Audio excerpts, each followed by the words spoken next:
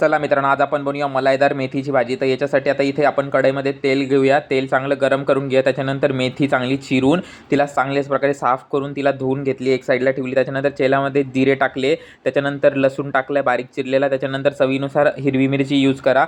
त्याला चांगलं फ्राय करून घ्यायचं। त्याच्यानंतर आता ह्याच्यामध्ये आपण जी धुतलेली मेथी होती ती सगळी ॲड करायची ह्याच्यामध्ये। तुमच्यानुसार तुम्ही कापायचे असे कापा। त्याच्यानंतर चवीनुसार मीठ टाका ह्याच्यामध्ये। मीठ टाकल्यानंतर ह्याच्यात मी शेंगदाण्याचं कूट टाकलेलं आहे। शेंगदाणा बारीक करून त्याची पावडर टाकलेली आहे। 2-2.5 चमचे टाका, जास्त नका टाकू। त्याच्यानंतर आता एका ठिकाणी बेसन पीठ घ्यायचं आहे, चण्या डाळीचं पीठ, आणि त्याला पाण्यामध्ये मिक्स करायचं आहे। चांगलं त्याचा पातळ घोळ बनवायचा आहे आणि तो घोळ ह्या पाण्यामध्ये टाकायचा आहे, जेणेकरून मेथीची भाजी पण शिजेल आणि आपली मेथीची भाजी मलाईदार होईल। तर ही झाली आहे आपली, रेडी आहे आता मेथी मलाई। तर जरूर तुम्ही ट्राय करून बघा आणि मला कमेंट करून सांगा की माझी रेसिपी तुम्हाला कशी वाटली। आणि तुम्ही जर चॅनलवर नवीन असाल तर प्लीज चॅनलला चेकआउट करा, आणि चॅनलवर नवीन असाल तर प्लीज चॅनलला सबस्क्राईब करा। बाय।